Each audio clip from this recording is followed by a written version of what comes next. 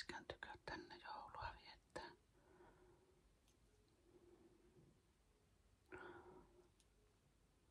Ja silloin viime jouluna, kun mä tein sen viimeisen videon ennen.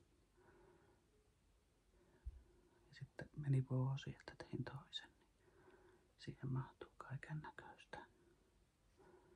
Mulla masennus paheni ja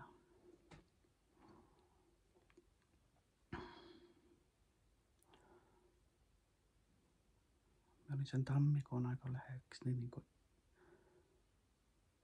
isän tykönä ja siskon tykönä. Ja sitten mä aloitin työt uudessa paikassa niin silloin toukokuussa. Mutta sitten mä sanoin itteni irti, kun multa vaihdettiin työpistettä tai toiseen paikkaan, niin sanoin sitten itteni irti. Mä en jaksanut, henkinen jaksaminen oli niin huonoa. Kaikki oli niin raskasta. Ja mä olin niin toukokuusta heinäkuuhun töissä. Ja mä olin aika paljon sitten toisella paikkakunnalla.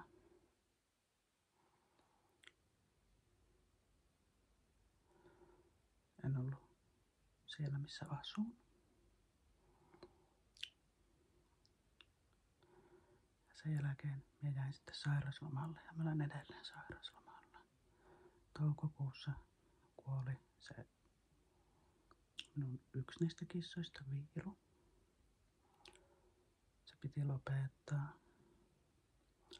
Ja silloin 23, niin kuin viime vuonna. Niin silloin elokuussa niin kuoli se ensimmäinen kollikissa ja se Lumi. Ne, jotka on seurannut minua pitempään, niin tietää.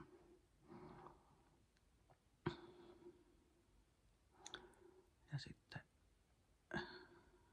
nyt tänä vuonna toukokuussa Viiru. Mulla on nyt sitten jäänyt se tai nykyään minun tyttökissa sitten se Piki, se täysin musta. Meinasin vaihtaa paikkakuntaa, muuttaa pois, mutta en mä ole vielä saanut aikaiseksi. Ollut niin väsynyt ja raskas.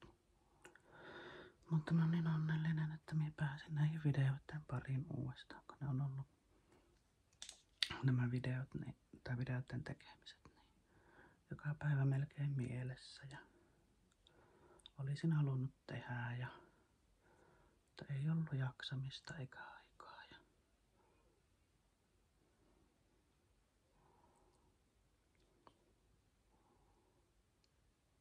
tosiaan nykyään asun yksin ja pitkä parisuhde takana. Niin sen kanssa on ollut tieteen opettelua ja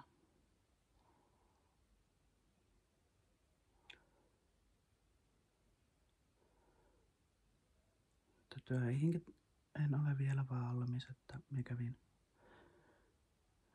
työkyvyttömyystarkistuksessa, niin siinä tuli, että lääkäri sanoi, että ei ole Jensku nyt työkykyinen. Ja ensi kuussa mulla on aika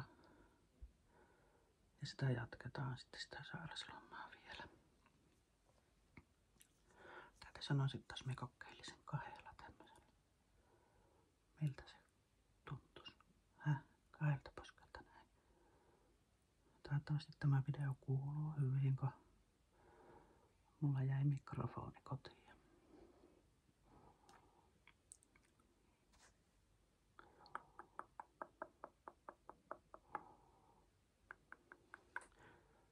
Joulunviettoa, niin tänne tulee minun pikkuveli ja hänen hellu ja sitten sisko ja sen pojat. Mutta ne tulee sitten vasta 24. päivä. Mutta minä sitten halusin kuitenkin itse tulla tänne jo vähän aikaisemmin.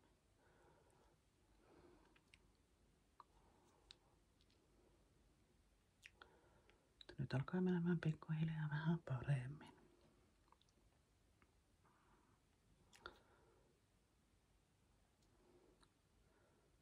Jaksaa enemmän nähdä ihmisiä ja olla sosiaalinen.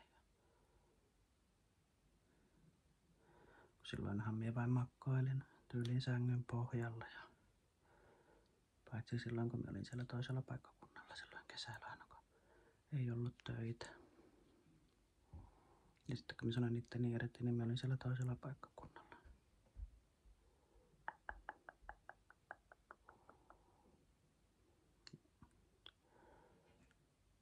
Ja äiti tuli minua sitten syyskuussa vähän auttelemaan. Kävi muutamana viikonloppuna auttamassa. Ja ystävät on tietenkin. Se on tosi tärkeää. Nyt minä en ole oikein nukkunutkaan, vaikka minä olisin kuinka katsonut näitä ASMR-videoita itteni. Ei ole tullut nukuttua. Sitten kun mä otan unilääkettä, niin minä herään jossakin vaiheessa yötä ja olen pirteä kuin peipponen. Se on. Onneksi kaikkia väliaikaista, että kyllä tästä masennuksestakin ja suosta nousee ja niinhän sitä sanotaan, että jokaisen risukasan paistaa joskus aurinko. Minä toivon, että just sulla on kaikki hyvin. Kaikki hyvin.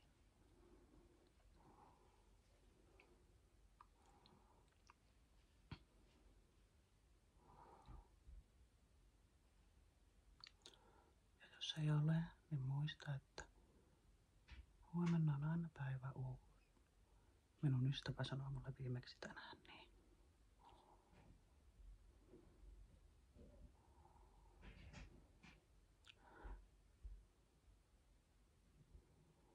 Pahoittelen, jos tuolta kuuluu takkaa ääniä. Mulla on äiti ja isäpuoli herreillä, niin ne vielä kolistellaan, vaikka kello on kohta 11.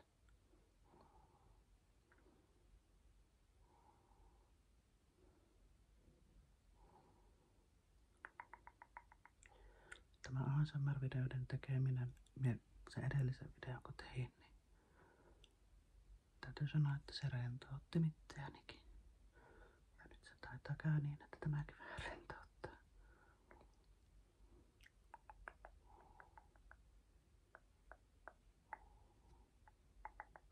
Nyt on 22. päivä ja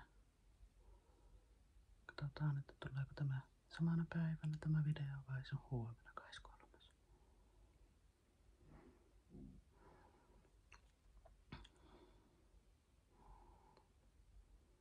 Ja seuraajat olette mulle ja tilaajat niin todella tärkeitä jokainen. Uudet ja vanhat.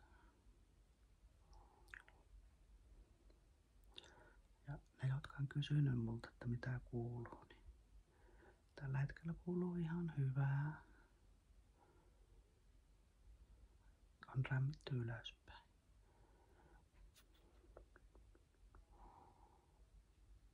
Että suosta ollaan päästy ylös. Nyt ollaan sitten vielä vähän, että katsotaan saada tasapaino.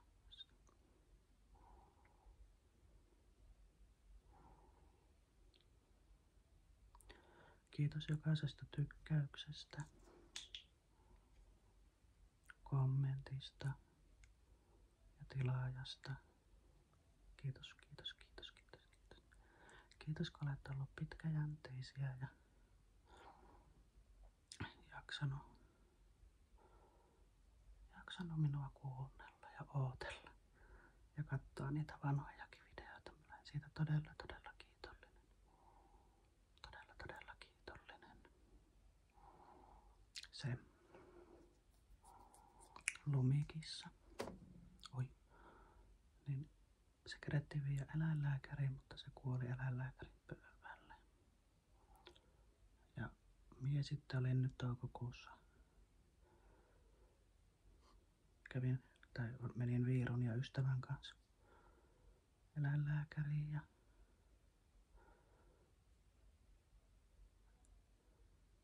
pystyin jopa olemaan siinä huoneessa loppuun asti. Se oli raskasta ja voin kertoa, että en ole vielä päässyt ihan yli näistä eläinten menetyksistä. Ja kaikillahan siinä menee oma aika. Niin, mä vähän silittelen sinua tästä poskesta. Niin.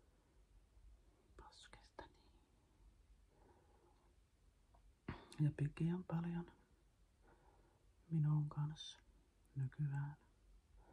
Se ei nouse sängystäkään ylös ennen kuin mamma herää, eli minä. Se saattaa olla hereillä, mutta siinä se pötköttää vieressä ja sitten jos minä herään, niin se aivan iloustuu. Se aina tulee mahaan päälle ja alkaa puskea ja hassusti se on alkanut antaa tassua ja se on niin onnellinen, se kehräilee. Mut sitten vasta kun minä herään, tai minä niinku tavallaan nousen sängystä ylös, niin sitten se vasta kissakin hyppää pois. Ainoa asia, minne se ei halua minun kanssa aina välttämättä, niin se ei olekaan parvekkeella aina. Minulla on se pahe, että pitää käydä tupsuttelemassa tupakkaa. Saanko sitä sanoa täällä YouTubessa tuota sanaa? No, sanottu kuitenkin.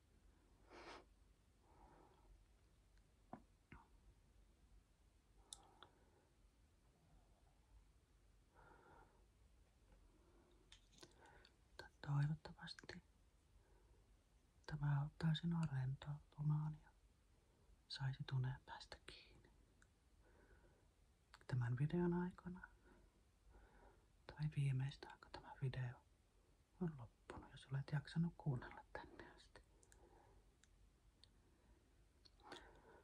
Minä tehdään joulun jälkeen teille videon, missä minä esittelen joululahjoja,